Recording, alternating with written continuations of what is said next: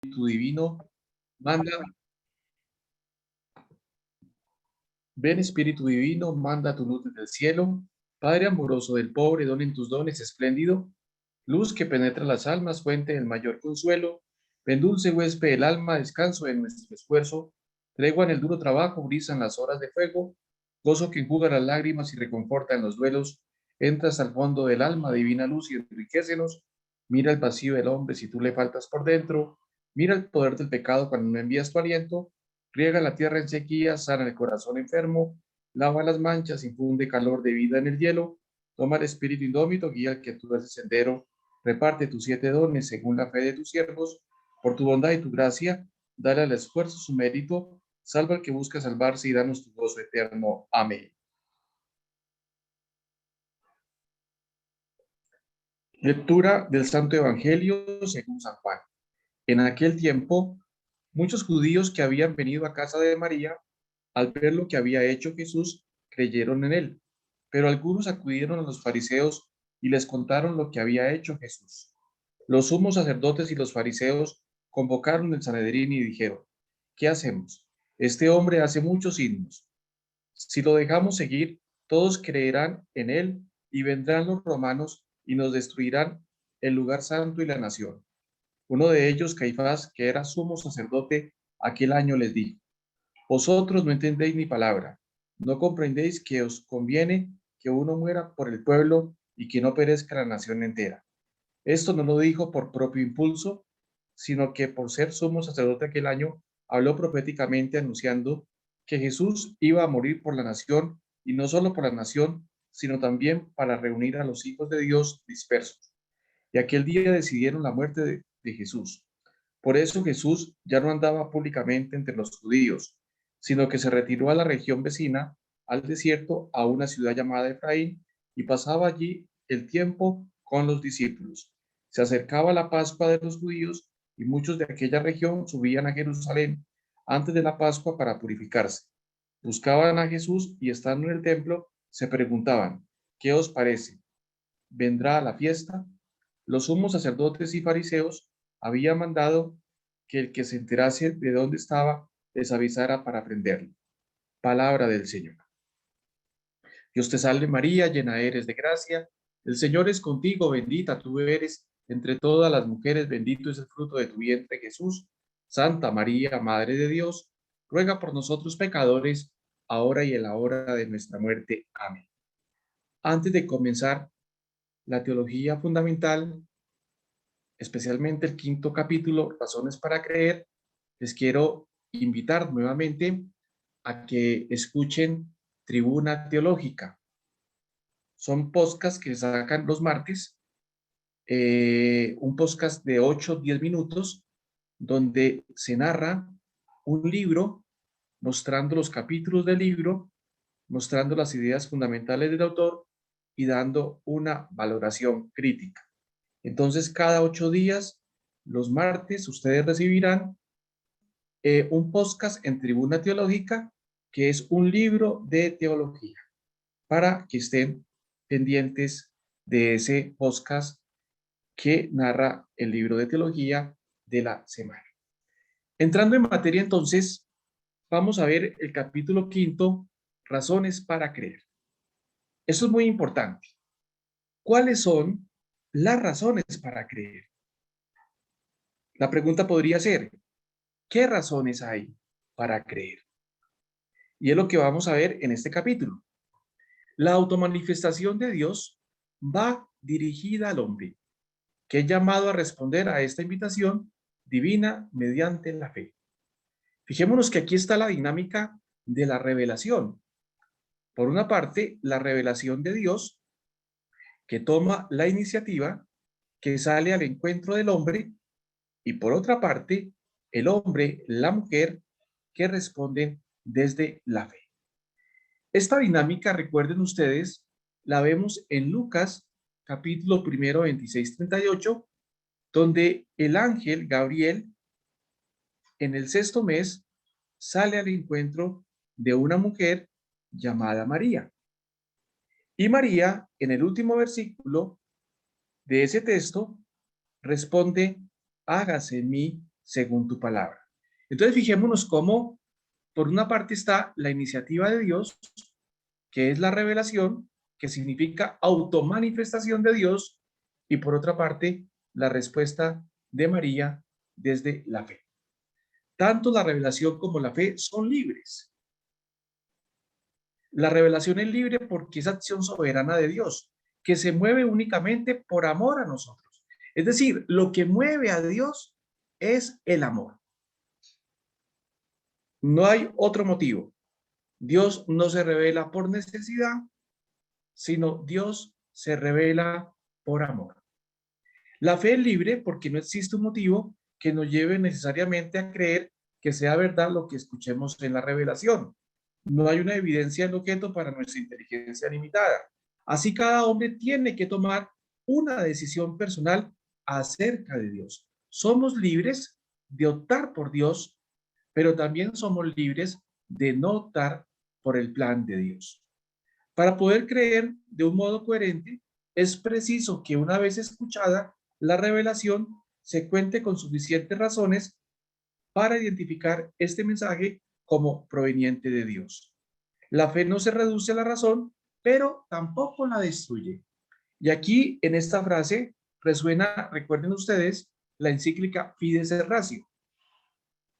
La revelación es digna de ser creída.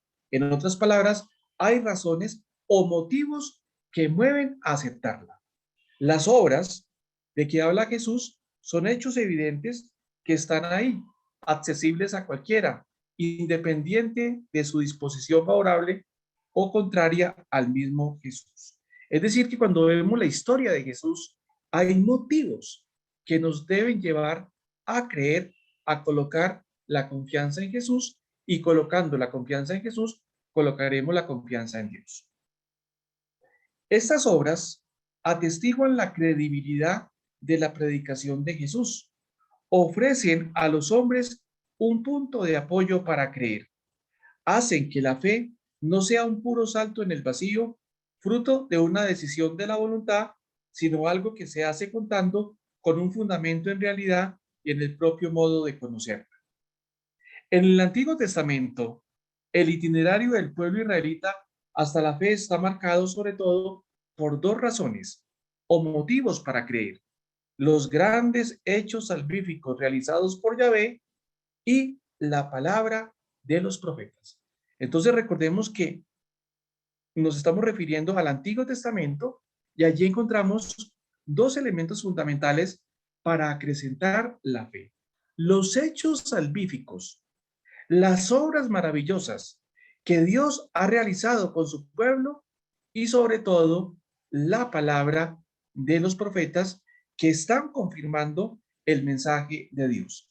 Recuerden que los profetas anuncian la buena nueva, pero también denuncian todo lo que desfigura esa buena nueva. Los términos con los que se describen los grandes hechos salvíficos indican obras divinas al estilo de la creación. Estas obras son signos, en el sentido de que dan a conocer, en primer lugar, que es Dios quien actúa. Es decir, que el pueblo de Israel ha tomado conciencia y tiene conciencia de que Dios se ha revelado en su historia, se ha manifestado a través de hechos grandiosos, pero también a través de hechos cotidianos, porque recuerden ustedes que el pueblo de Israel se siente acompañado en el desierto. En el Antiguo Testamento, los signos se refieren normalmente a lo que llamamos milagros, aunque no a todos los signos se les puede considerar extraordinarios. Los milagros son signos del poder misericordioso de Dios. Dan a conocer la salvación que solo Él puede realizar a través de hechos que anuncian y son ya un comienzo de esa salvación. Los hebreos debían ir contracorriente. No podían imitar algunas costumbres de los pueblos circundantes, y sobre todo no podían ceder a la idolatría. Entonces fijémonos cómo el pueblo de Israel corresponde a ese llamamiento de Dios, sabiendo que hay en algunas ocasiones que el pueblo se ha desviado. Para ayudarles a superar las dificultades, Dios se sirvió especialmente de los profetas que les confirmaban en la verdad y bondad de su fe revelada y les empujaban a servir a Yahvé, que solo querían su bien. Los profetas hablaban en lugar de Dios, anunciaban las promesas divinas que tendrían lugar más tarde. Los milagros, en cambio, son actos de Jesús que muestran el poder de Dios. En los Hechos de los Apóstoles, ambos términos son idénticos y designan actuaciones extraordinarias de Pedro y de Felipe. El Evangelio de San Juan, que es el que estamos escuchando, tiene una peculiaridad propia en el uso y el alcance del signo. Este tema aparece continuamente a lo largo del cuarto Evangelio. Es decir, que en el cuarto Evangelio vamos a ver los signos y se nos va a hablar de los signos de Dios. Para Juan, el signo, que es una realidad visible que se impone al hombre, se dirige sobre todo a la persona de Jesús. Cristo es el único signo fundamental. Es decir, que para San Juan, Cristo es el signo fundamental. Es el que le da el sentido a la misma revelación. La credibilidad de la revelación ha sido objeto del magisterio de la Iglesia, principalmente en los dos últimos concilios ecuménicos, es decir, Vaticano I y Vaticano II, que son concilios que nos han hablado de la revelación.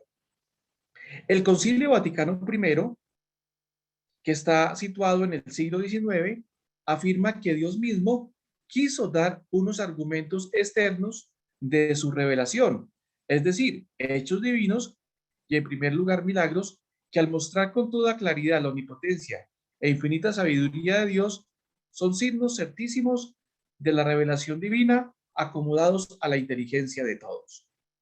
El Concilio Vaticano II no emplea el término credibilidad, pero lo que este término significa aparece con frecuencia. Pero los cristianos solo pueden transmitir auténticamente la fe si están unidos con Jesucristo, que es signo fundamental de la revelación.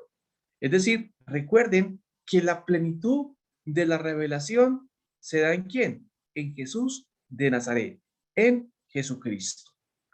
El planteamiento que el Concilio Vaticano II hace de los signos tiene en cuenta al hombre concreto que encuentra a Cristo y se vuelve capaz de descubrir en él al mismo Dios, que le invita a una respuesta personal. Es decir, que el Vaticano II nos va a hablar de esa revelación que implica un encuentro con Jesús, pero un encuentro con Jesús que es un encuentro salvífico y que es un encuentro que nos coloca en comunión con el Padre, porque si aceptamos a Jesús, si creemos en Jesús, estamos creyendo en el Padre, sabiendo que el Padre es el que ha enviado a su Hijo, es decir, a Jesús.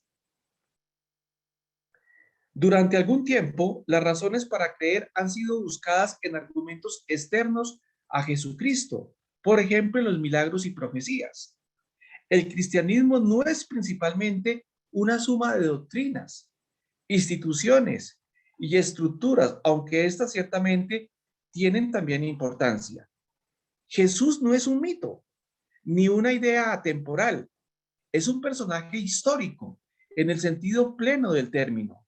Ha vivido realmente al comienzo del primer siglo de la era cristiana. Es decir, que nuestro fundamento no está colocado en un mito, en una idea, en una fantasía, sino en un hombre concreto llamado Jesús de Nazaret. Todo hablar de Jesús debe, por tanto, confrontarse con su historia, de la que recibe aval y fundamento. La fuente sin duda más importante para conocer la vida y la obra de Jesús son los escritos del Nuevo Testamento. Entonces, ¿queremos conocer a Jesús? ¿Queremos conocer su obra?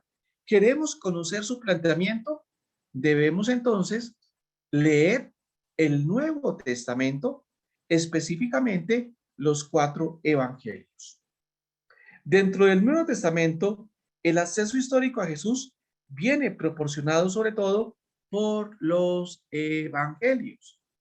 Por eso, si ustedes se dan cuenta, en la liturgia de la iglesia, todos los días se lee el Santo Evangelio. Y por eso aquí, cuando empezamos el programa, después de la invocación al Espíritu Santo, leemos el Santo Evangelio porque es el Santo Evangelio el que nos ayuda a comprender la dinámica de Jesús de Nazaret. Por eso, lo más importante es leer los Evangelios. Lucas, Mateo y Marco, que son evangelios sinópticos, y obviamente el Evangelio de San Juan, que estamos leyendo en esta última semana y que vamos a leer también en el tiempo pascual. En el siglo XVIII se inició un debate sobre la credibilidad de las fuentes cristianas que varios autores pusieron en duda. Recuerden que el siglo XVIII es un siglo revolucionario que coloca en tela de juicio la misma revelación, el concepto de fe y sobre todo el concepto de Dios, y también pues es un siglo que coloca en entredicho a la misma figura de Jesús de Nazaret. Los especialistas contemporáneos tienden en general a considerar con gran confianza el fundamento histórico de las narraciones evangélicas. Es decir, que detrás de las narraciones evangélicas hay un sustrato histórico. A la vez, explican que no son biografías según nuestra mentalidad moderna, sino son confesiones de fe. Las características más importantes de este género literario era la atención exclusiva al sujeto. El personaje biografiado solía ser el único protagonista del escrito. Los investigadores han ido reconociendo cada vez más que no hay motivo alguno para el escepticismo en lo que respecta a la capacidad del conocimiento histórico. Pueden desarrollarse criterios apropiados para sacar a la luz tanto sus palabras como sus obras. Es decir, que los exégetas, a la hora de estudiar el Nuevo Testamento y especial los Evangelios, utilizan criterios para poder encontrar el sentido y la interpretación. Aunque no podamos escribir una vida de Jesús en el sentido de una biografía moderna, ni trazar una imagen exhaustiva de su personalidad, el Jesús de la historia se nos presenta en los evangelios tan vivo e inconfundible que hoy existe entre los autores un amplio consenso sobre los rasgos fundamentales de su predicación y de su acción. Ha quedado de nuevo aclarado que los evangelios transmiten el mensaje y los hechos de Jesús con fidelidad. El objetivo del Nuevo Testamento no consiste en presentar una información puramente histórica de Jesús, sino lo que nos brinda el Nuevo Testamento es o son confesiones de fe. El Concilio Vaticano II recoge y confirma los logros más importantes de la investigación sobre Jesucristo. La Santa Madre Iglesia ha defendido siempre y en todas partes con firmeza y máxima constancia que los 4 evangelios mencionados, cuya historicidad firma sin dudar, narran fielmente lo que Jesús, el Hijo de Dios, viviendo entre los hombres, hizo y enseñó realmente para la eterna salvación de todos hasta el día de la ascensión. Por esto, recuerden ustedes que es necesario la lectura permanente de estos escritos, porque allí, como lo dije al principio, vamos a comprender la dinámica de Jesús de Nazaret. Jesús se presenta a sí mismo como enviado por Dios para cumplir las promesas hechas por Yahvé desde Abraham en adelante.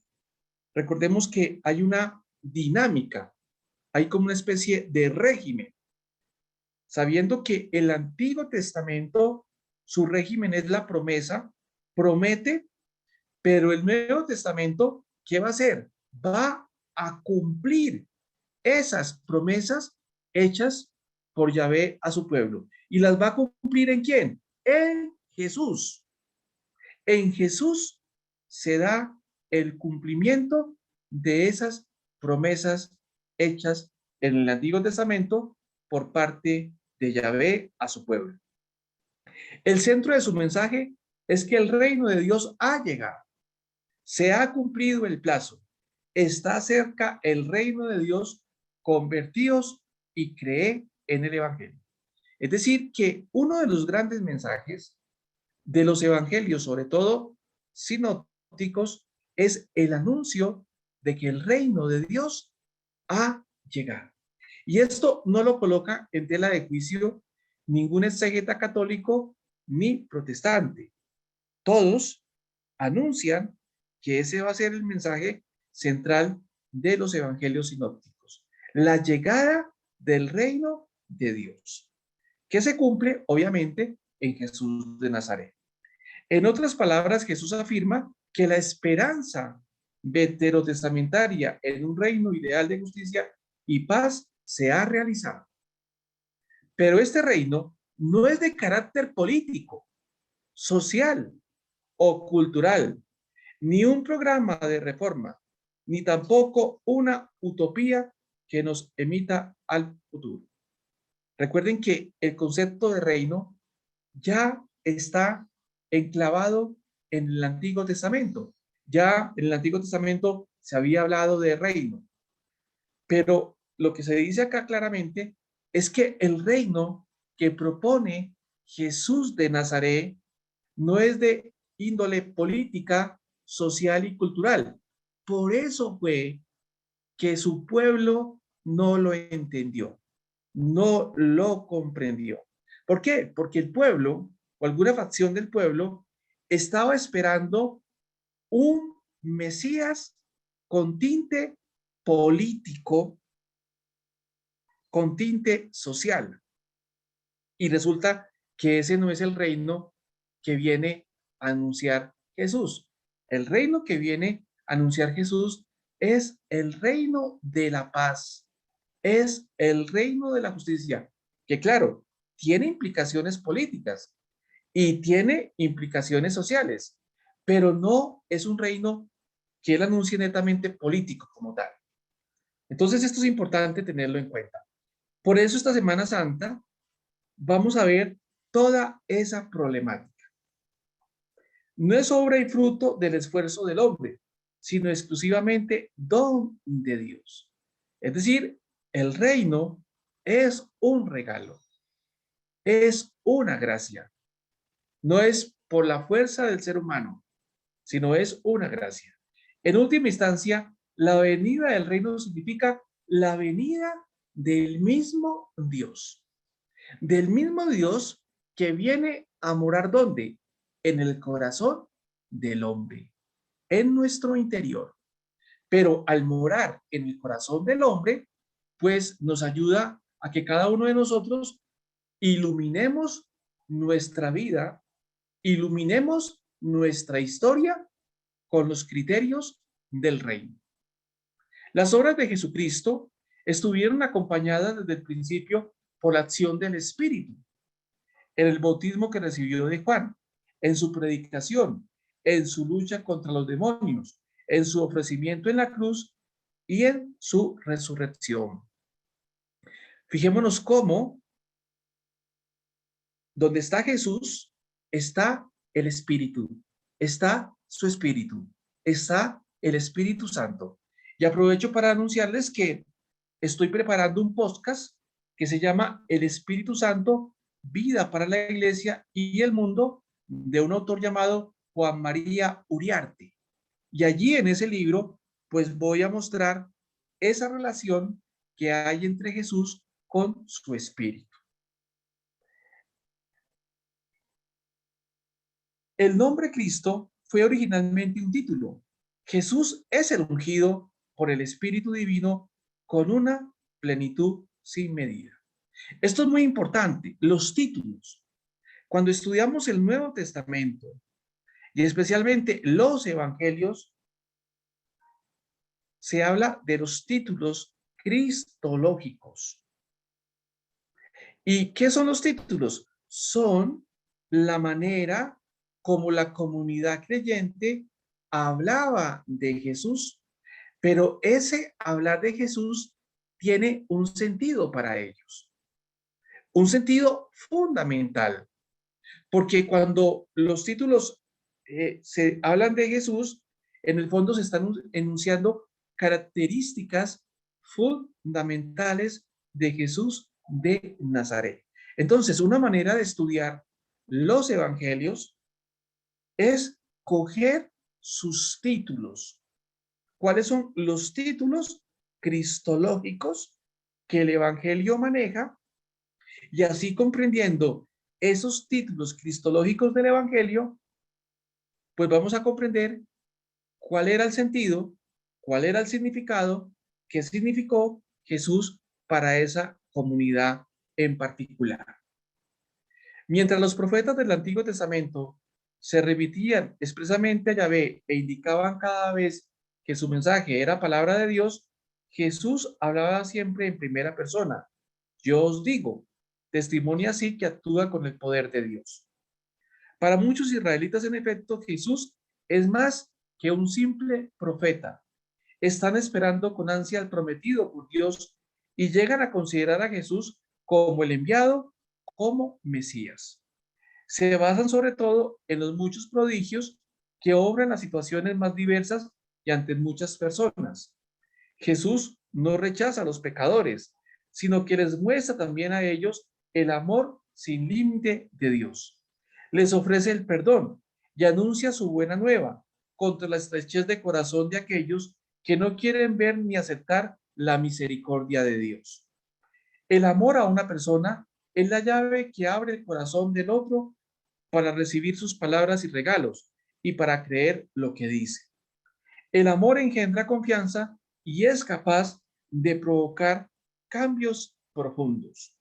El amor de Jesús a todas las personas ha influido, ciertamente, de modo poderoso sobre las disposiciones interiores de los que se encontraron con él.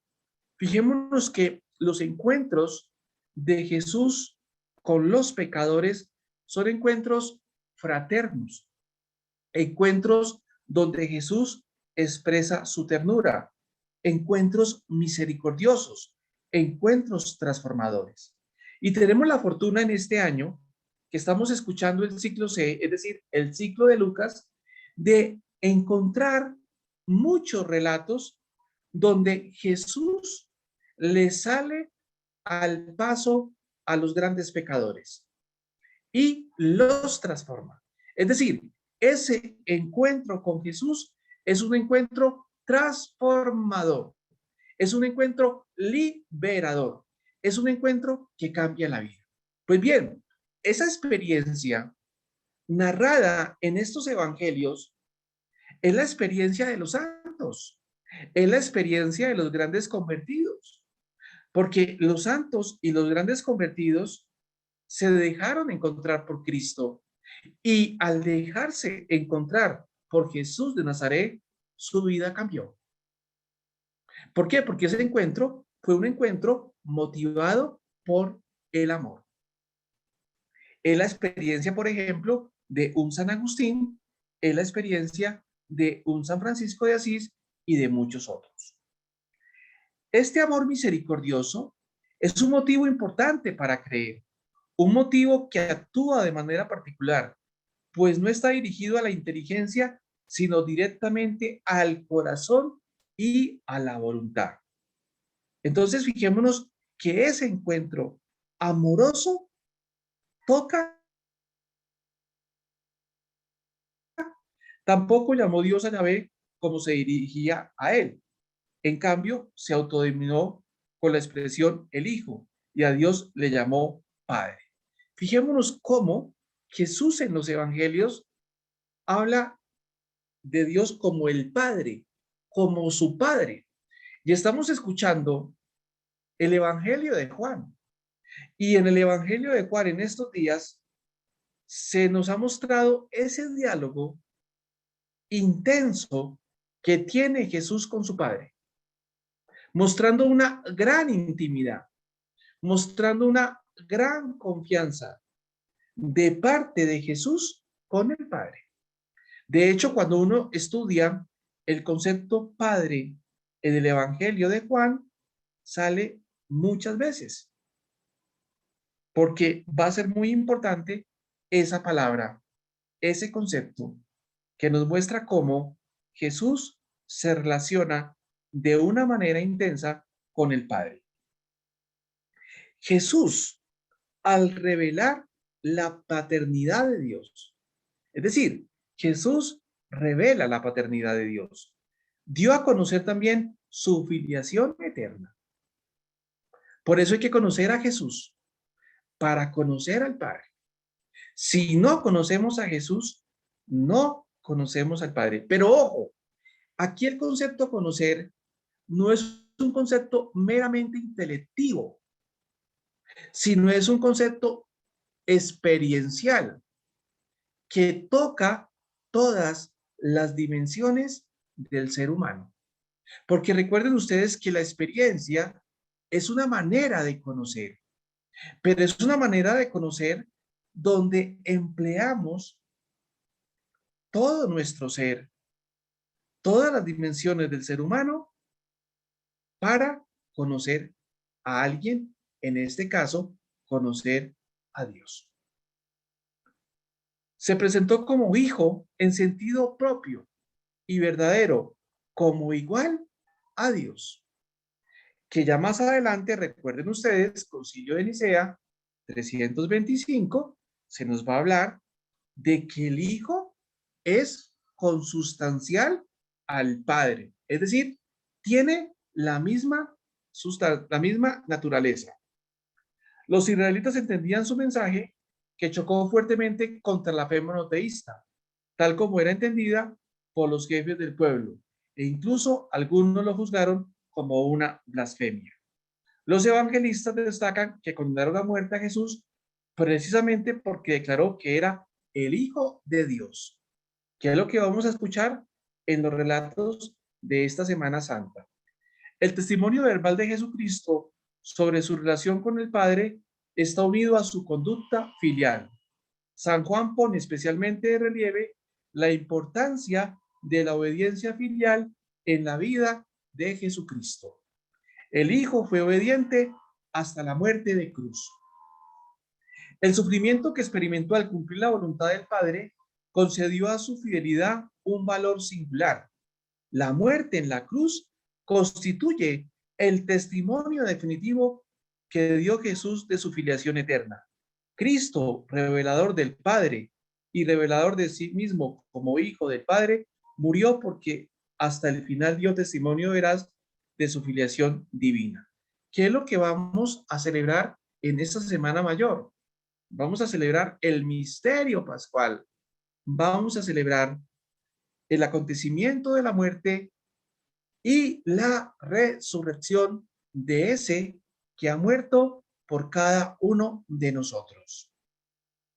Al mismo tiempo, la cruz es una prueba grandiosa de la veracidad del testimonio de quien por fidelidad a su palabra sacrificó su vida. La cruz no es la última palabra en el cristianismo. La resurrección de Jesús ha constituido desde el comienzo el fundamento de la fe y el contenido esencial de la predicación cristiana. Es decir, que en esta semana vamos a vivir de una manera intensa el misterio pascual, que es lo que llamamos el triduo pascual, viviendo, celebrando ese triduo pascual. Vamos a entrarnos en ese misterio de Dios que nos muestra Jesucristo con su muerte y su resurrección. En el Nuevo Testamento existen fórmulas que proclaman con sencillez y entusiasmo la muerte y la resurrección del Señor. El apóstol Pablo considera la resurrección como la piedra angular del misterio de Cristo. Entonces, hay que leer a Pablo en sus cartas para mirar qué dice Pablo sobre ese acontecimiento de la resurrección y por qué es importante la resurrección para el cristiano. Para la mentalidad hebrea, el recurso a la escritura tenía más valor testimonial que la misma experiencia personal de los discípulos. Para reforzar la realidad de la resurrección, San Pablo habla de las apariciones de Jesús resucitado, utilizando el verbo fue visto, apareció, que se refiere a percepciones reales y externas al sujeto y no a sueños o ilusiones. El apóstol no menciona explícitamente las apariciones a las mujeres, probablemente porque su testimonio no tenía valor jurídico en la cultura hebrea del tiempo. Conviene tener en cuenta que los que testifican haber visto a Cristo resucitado son los mismos apóstoles que se ocultaron decepcionados después de la crucifixión de su Señor. No esperaban la resurrección, como tampoco habían esperado la muerte, pues no comprendían las escrituras. Recuerden ustedes que antes de la resurrección, los discípulos no comprendían nada, no comprendían nada. Fue después de la resurrección que ellos comprenden, que se les abre la mente para comprender el misterio de Cristo. La fe en la resurrección es, desde el principio, una convicción basada en un hecho, en un acontecimiento real. Y esto hay que afirmarlo. Es decir, hay un acontecimiento real. Por lo tanto, la resurrección no es un mito, ni una alucinación o una idea inventada por los primeros cristianos. No hay otro camino para una comprensión real de Jesús que el camino que siguió la iglesia primitiva. Volver la mirada de la resurrección al Jesús histórico y contemplar su vida y su obra terrena desde la perspectiva y la luz de la Pascua. Entonces, fijémonos cómo hay que leer a esa comunidad primitiva para poder comprender, para poder entender qué significa y qué significó el hecho de la resurrección, que es lo que cada año hacemos en la celebración.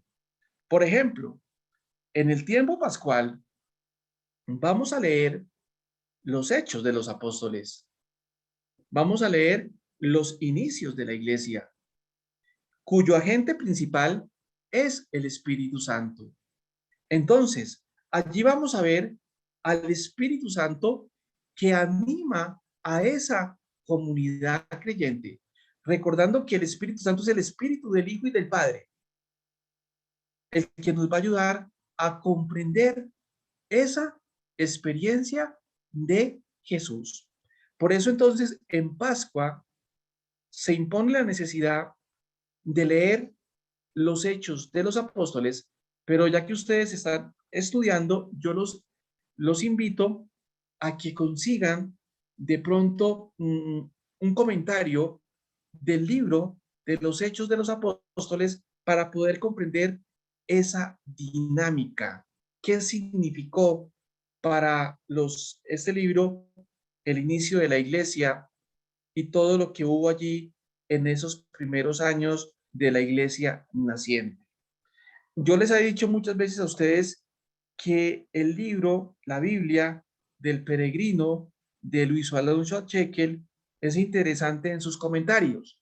Se podrían servir de esos comentarios para poder entender muy bien el texto, qué significa cada pasaje y cuál era el sentido que tenía la comunidad primitiva en ese libro de los Hechos de los Apóstoles.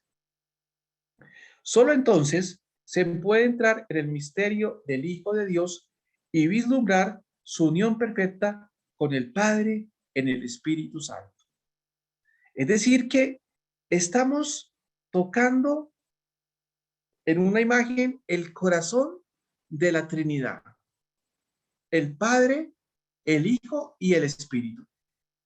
Y en esta celebración y en el tiempo pascual vamos a ver esa relación permanente del Padre, del Hijo y del Espíritu.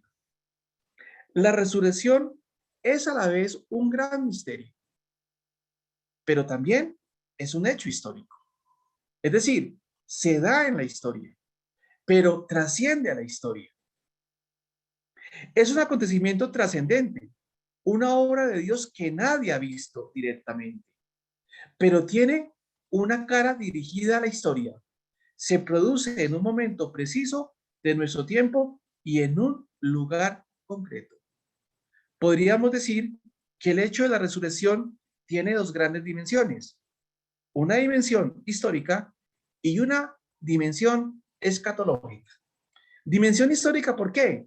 Porque se dio en el tiempo, se dio en la historia, se dio en un momento singular, pero trasciende a la historia, nos abre a la trascendencia, nos coloca en camino a esa comunión con Dios de una manera plena. Es un acontecimiento que se inicia en la historia y termina fuera de la historia. Como la resurrección se inicia en la historia, está atestiguada en las fuentes. ¿Cuáles son las fuentes? Los evangelios. Pero no se trata de una historia directa, sino indirecta. Los evangelios no relatan la resurrección en su puntual acontecimiento en el momento, sino que recogen inmediatamente la fe de los discípulos en el Cristo resucitado con base en dos hechos concretos: el sepulcro vacío y el ciclo de las apariciones. El sepulcro vacío es importante porque nos muestra que los apóstoles hablaron de un modo sumamente concreto sobre la resurrección. Pero no es una demostración de que Jesús verdaderamente haya resucitado. La resurrección nos hace conocer más a Dios y su omnipotencia amorosa. Pero no solo tiene un gran significado cristológico y trinitario, tiene también un profundo sentido soteriológico. Es para nosotros. La resurrección de Jesús significa la completa recomposición de la amistad entre Dios y nosotros y hace posible nuestra futura resurrección. Es, por tanto, el coronamiento de la historia y la confirmación de que la salvación del hombre no es una utopía, sino una realidad. Los libros del Nuevo Testamento nos relatan que Jesucristo, una vez resucitado, es la fuente del Espíritu Divino. Lo da como don de Dios a los apóstoles y lo envía en Pentecostés a toda su iglesia. Es decir, que vamos a ver también el acontecimiento de Pentecostés. Es decir, que esta Semana Mayor, esta celebración, nos va a poner en camino a esa gran manifestación del Espíritu, del don de Dios. Recuerden el diálogo de Jesús con la samaritana. Si conocieras el don de Dios. Pero ¿cuál es el don de Dios? Es el Espíritu Santo. Y eso es lo que nosotros debemos implorar a Dios. El don de su Espíritu. Que nos regale el Espíritu Santo. Porque teniendo el Espíritu Santo, es decir, el don de Dios, lo tenemos todo. Esa debe ser la oración. Eso es lo que hay que pedir. Lo otro viene por añadidura. Entonces, pidamos el don del Espíritu.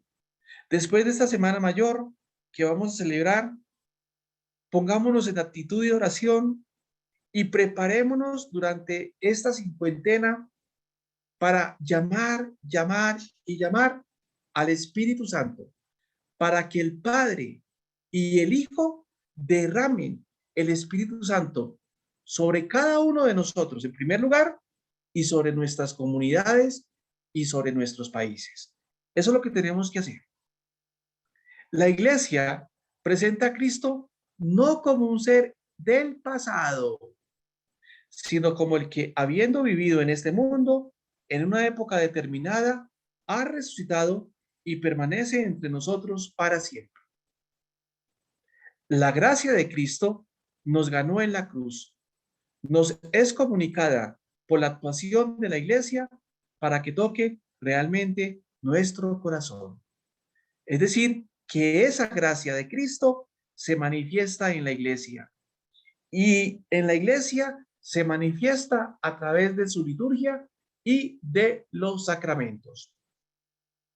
El ser de la iglesia remite originariamente a Cristo como a su propio y único centro y fundamento. Por eso en la teología fundamental se habla de la iglesia, de Jesucristo y de Dios. Es en la iglesia donde vivimos esta realidad cristiana. Si estamos con Cristo, si vivimos en Cristo, Cristo nos lleva al Padre. ¿Por qué? Porque Cristo es el único mediador. Entonces, esto es importante conocerlo. La iglesia nos dice cómo actuó Jesucristo hace 2000 años cumpliendo la voluntad de su Padre. A través de la iglesia, Cristo sigue comunicándonos hoy la voluntad de su Padre. Por eso no podemos separar iglesia de Cristo, ni Cristo de iglesia. La iglesia resulta creíble porque hace presente a Cristo. La credibilidad de la iglesia debe enfrentarse con algunas dificultades específicas que no aparecen en la credibilidad de Jesucristo. Esta santidad ontológica debería reflejarse en la santidad moral de los miembros, en la vida y en el comportamiento de los cristianos, en sus familias, lugares de trabajo y de descanso. Los miembros de la iglesia, los cristianos, deberían dar testimonio del amor de Dios allí donde se encuentren. Deberían actuar como Jesucristo, con generosidad y abnegación, y reflejar la alegría de la salvación que ellos mismos han experimentado. Los cristianos no siempre reflejamos la santidad de la iglesia en nuestras vidas. Si todos los miembros fueran santos, la santidad no sería mayor de lo que es, porque no le viene de los hombres, sino de Dios. En otras palabras, la santidad de la iglesia no es la suma total de la santidad de cada uno de sus miembros. Como la humedad de la lluvia no se mide por lo que se ha mojado los que han estado bajo ella. La iglesia es santa porque es Cristo presente en el mundo. Su santidad ontológica es la causa de su santidad moral, pero no se mide por ella. Lleva el tesoro de Jesucristo en vasos de barro para que quede claro que la excelencia de su poder viene de Dios y no de los hombres. Los cristianos no pueden disminuir la santidad de la iglesia con sus defectos y pecados, pero sí pueden oscurecer su rostro y frenar su paso en la tierra. Pueden, en definitiva, impedir que la iglesia se muestre al mundo tan bella y espléndida como realmente es. Cada cristiano es llamado a dar a conocer el verdadero rostro de Cristo, a ser santo como lo proclama solemnemente el Concilio Vaticano II, recuerden, en la Lumen Gentium, capítulo 5. Según el ejemplo de Jesucristo, que trajo a los hombres el amor misericordioso del Padre, también los cristianos han de ser testigos de amor allí donde se encuentren. Según el espíritu del Evangelio, una persona santa no es aquella que nunca comete errores, sino la que reconoce su debilidad y se levanta una y otra vez pidiendo perdón a Dios. Entonces, fijémonos la importancia de la iglesia. Vamos a hacer un pequeño descanso. En 5 minutos volvemos para ver el sexto capítulo, la transmisión de la revelación. Es decir, cómo se ha transmitido la revelación a través de la historia. Entonces, en unos 5 minuticos nos volvemos a encontrar. Muchas gracias.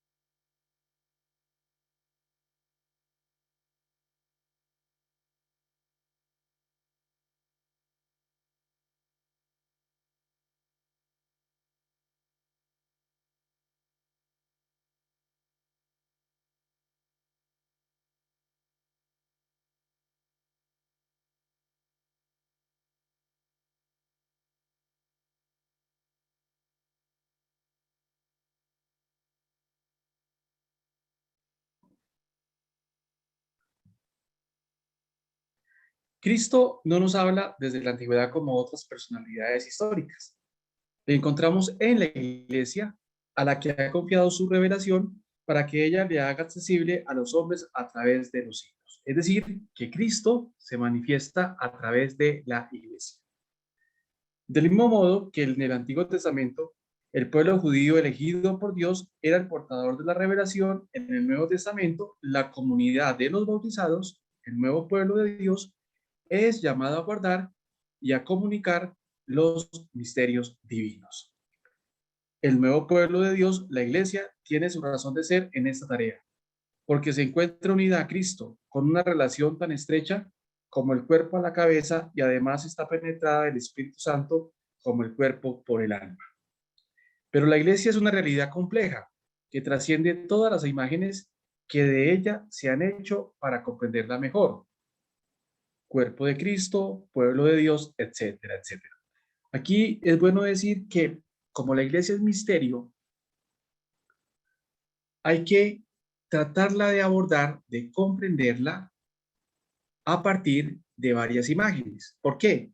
Porque una sola imagen no agota la riqueza de la iglesia. Entonces, la teología, a través de la historia, ha utilizado algunos conceptos, algunas imágenes, para tratar de iluminar el misterio de la iglesia.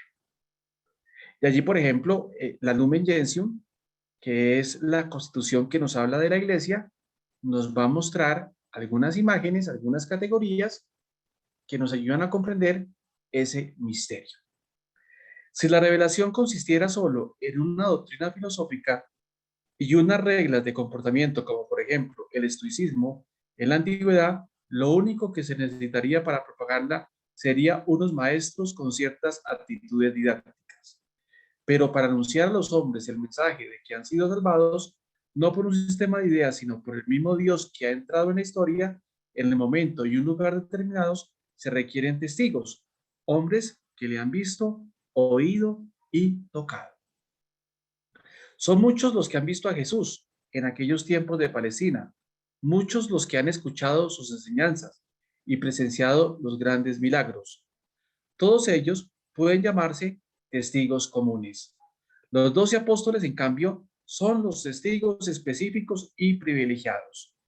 Cristo los llamó y ellos le siguieron.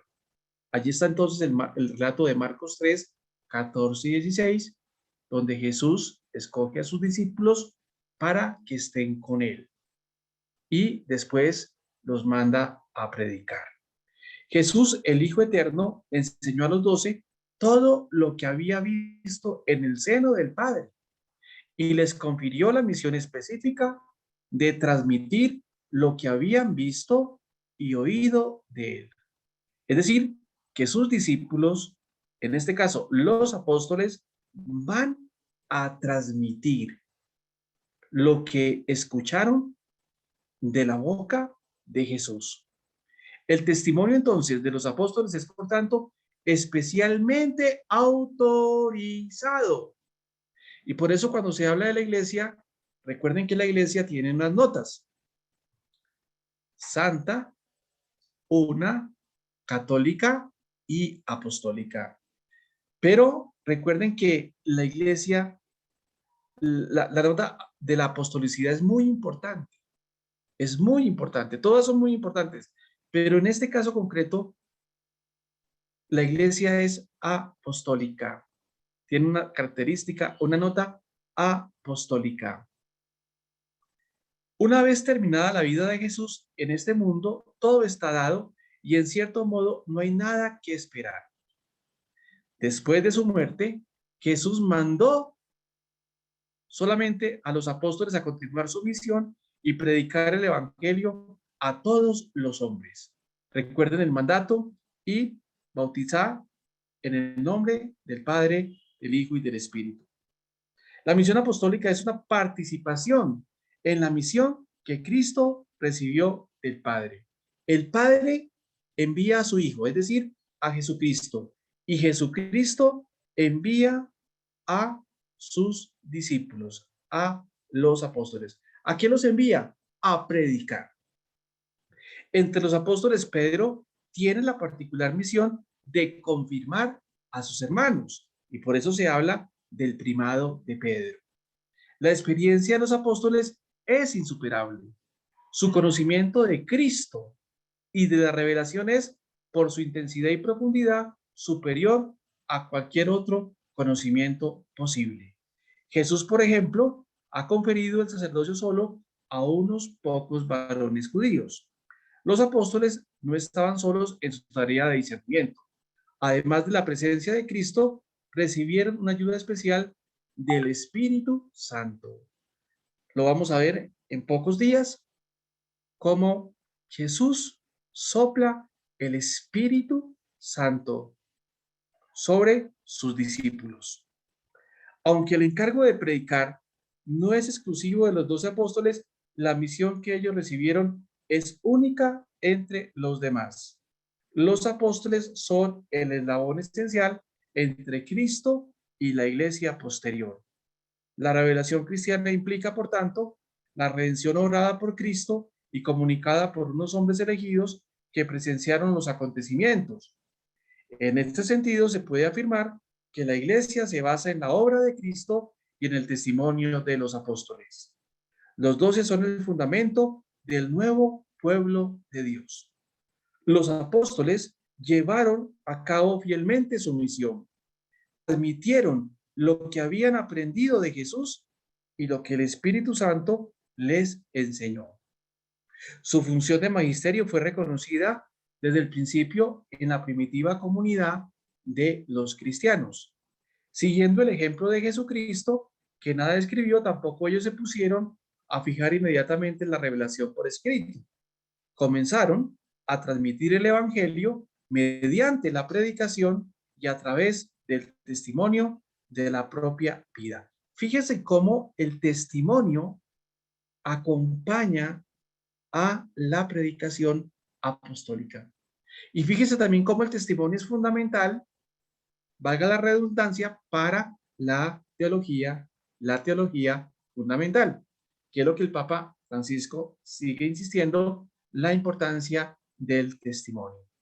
Invitaron a los hombres a creer en Jesucristo y a incorporarse con el bautismo al nuevo Padre de Dios. Los apóstoles transmitían la entera realidad cristiana, el evangelio entendido no solo como anuncio o mensaje, sino también como fuerza que salva, como la palabra eficaz de Dios. En su predicación, los apóstoles se preocuparon de confirmar la vida y obra de Jesucristo con los textos del Antiguo Testamento, ya que este no quedaba anulado, sino que es llevado a término por la encarnación. Con la muerte del último apóstol, termina la fase constitutiva de la revelación. Se ha podido hablar por eso de una transmisión vertical de la revelación y de una transmisión horizontal. El testimonio de los que eran los testigos elegidos de Jesús constituyen la norma de la fe para los cristianos y el criterio de cualquier ulterior desarrollo de ella. Esto quiere decir que todo progreso posterior en la comprensión de los misterios divinos debe remitirse a Cristo mismo, tal como lo ha entregado a los apóstoles.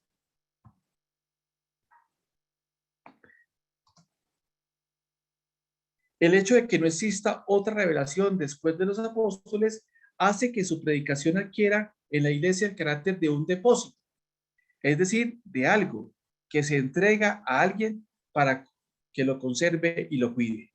El depósito de la fe contiene todo lo que necesitamos para seguir a Jesucristo.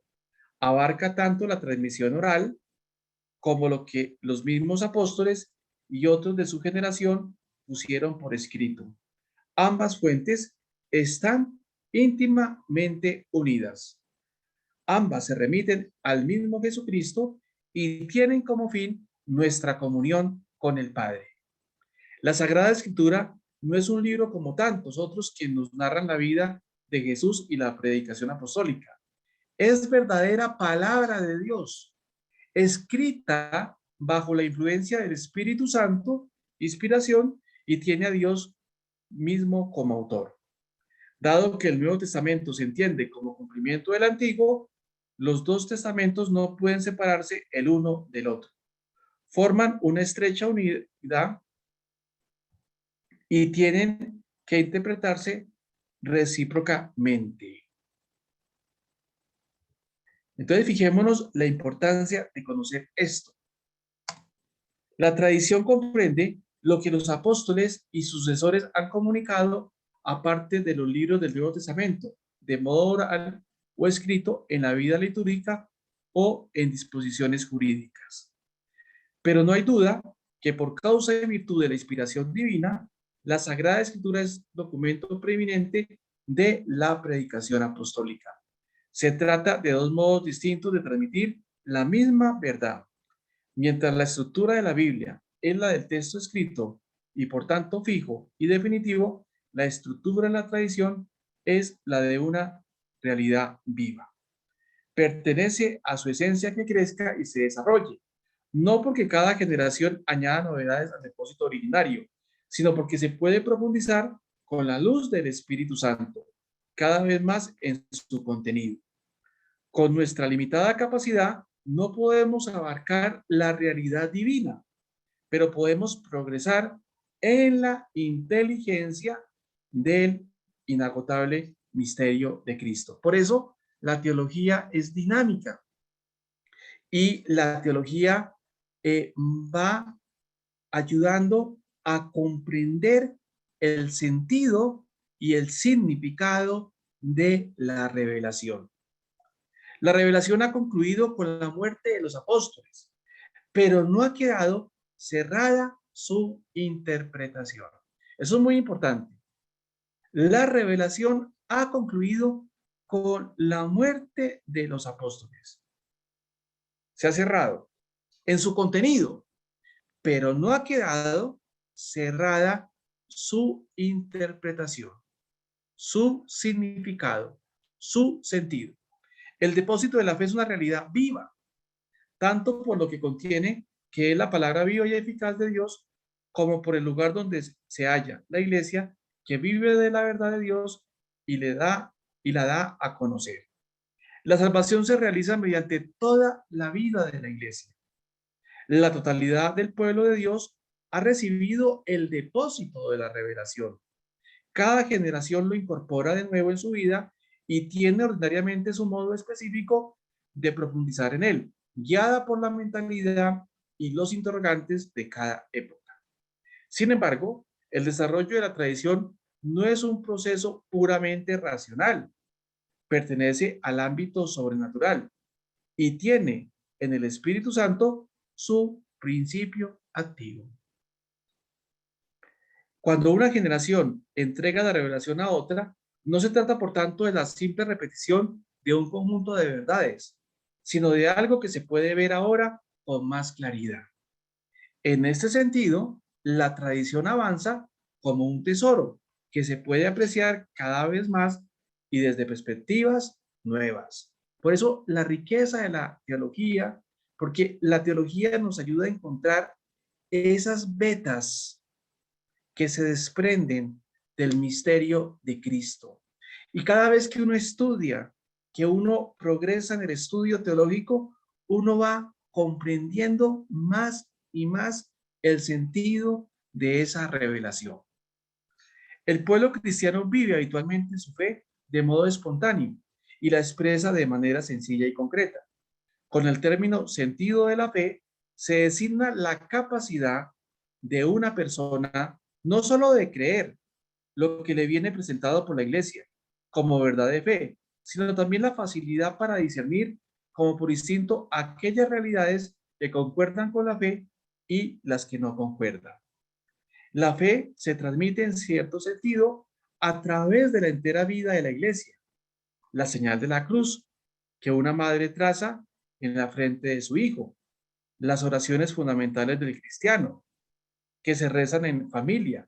Las plegarias y los cánticos de una comunidad. Las romerías y fiestas litúrgicas. La arquitectura, las artes, la música sagrada y los tratados teológicos. Entonces, fijémonos cómo la fe se puede transmitir bajo varias formas. Y lo vamos a vivir en esta semana a través de las procesiones. Aquí, por ejemplo, en Colombia, de las romerías, de las oraciones, de los cantos, del arte sacro. Allí se transmite la fe. La revelación, que es la palabra y el encuentro entre Dios y el hombre, no es una autocomunicación a cada persona singular que se recibe en la pura interioridad de la propia fe. Dios habla a cada hombre mediante la iglesia. Por supuesto, puede hablar también directamente en el corazón del hombre. El creer del pueblo de Dios se realiza en todo tiempo bajo la guía del magisterio. Para el evangelio se conserva siempre vivo y entero en la iglesia y se evitarán aberraciones graves. Los apóstoles transmitían su misión de predicar con autoridad a otros hombres elegidos. Nombraron como sucesores a los obispos. Ellos, los obispos, son constituidos mediante el orden episcopal en sujetos del magisterio. Participan en la propia autoridad de Cristo si realizan la función magisterial en comunión con el sucesor de Pedro, el romano pontífice. Así pueden discernir los espíritus e indicar en cada momento histórico el camino hacia Dios. La fidelidad a la fe apostólica es una condición esencial para que la iglesia de todos los tiempos sea la misma iglesia de Cristo. Esta fidelidad, con la ayuda del Espíritu Santo, está garantizada por el magisterio como instancia que tiene el oficio de interpretar auténticamente la palabra de Dios oral o escrita. A pesar de que todos los cristianos tienen la misión de transmitir el Evangelio, la autenticidad es una característica fundamental y exclusiva del magisterio, que enseña con la misma autoridad de Cristo. Al comunicar la fe, la Iglesia no quiere lanzarla sobre las personas, de manera que adquiera un barniz exterior cristiano, algo meramente yuxtapuesto. Por el contrario, la Iglesia desea que los cristianos integren su fe profundamente en su vida, que hagan verdaderamente suyo el modo cristiano de pensar, sentir y reaccionar. Cada pueblo tiene su historia, sus tradiciones y costumbres y su carácter propio. Cada cultura tiene algunas verdades, algunos bienes propios. Al hacerse cristiana, una persona no hace falta que se separe de sus raíces, de su entorno familiar y social. Se trata más bien de que aprenda a llenar todos estos ambientes con la luz de Cristo. ¿Qué es lo que trata la inculturación? Los cristianos están llamados a transmitir la doctrina de Jesucristo con sensibilidad y delicadeza, según un modo que pueden entender sus contemporáneos en cualquier parte del mundo. Tienen en definitiva la misión de impregnar cada cultura con el Evangelio de Cristo. El Evangelio impone frecuentemente donde se implanta una conversión de las mentalidades y un cambio de costumbres. Purifica la cultura y la informa con los valores cristianos. Dios ha querido unirse a determinadas condiciones sociales y culturales de los hombres con los que convivió. Recuerda el grave deber de conservar íntegro el depósito de la revelación, para que la misma palabra de Dios que los apóstoles recibieron y transmitieron fielmente resuene en la iglesia de todos los tiempos. Entonces, fijémonos cómo ese mensaje, esa revelación se sigue dando en la iglesia. Y la iglesia nos transmite los valores de Jesucristo. Entonces, hemos llegado al capítulo de hoy y para la otra semana vamos a ver la fe cristiana, encuentro del hombre con Dios. Si hoy hablamos de la revelación y de la importancia de Jesucristo y de la iglesia, dentro de 8 días vamos a hablar de esa fe cristiana. Entonces, muchas gracias. Vamos a ir terminando con las oraciones, pero los vuelvo a invitar para que escuchen Tribuna Teológica todos los martes. Recuerden que es un podcast de 8 a 10 minutos donde se hace la reseña de un libro en teología. Entonces, cordialmente invitados. No quita mucho tiempo el podcast. Lo máximo son 8 o 10 minutos, pero lo importante es que ustedes van adquiriendo cultura teológica. Y es que ustedes se vayan enriqueciendo con esas reseñas, y si ustedes quieren comprar pues, los libros, pues ustedes lo comprarán, o yo en cierta manera les trataré de enviar el libro. Y qué bueno que ustedes también me colaboren o nos colaboren haciendo propaganda con cultura, con Tribuna Teológica, enviando los podcasts a otras personas, a otras comunidades, porque la gente tiene sed de Dios, y creo que es un medio claro, fácil de entender. No estamos cobrando, porque no estamos cobrando a nadie. Lo que queremos es difundir el pensamiento teológico. Eso es lo que se quiere hacer, difundir el pensamiento teológico, y usted nos ayudan con con su colaboración. No pedimos nada a cambio, sino que nos colaboren allá con sus comunidades, replicando los podcasts todos los martes.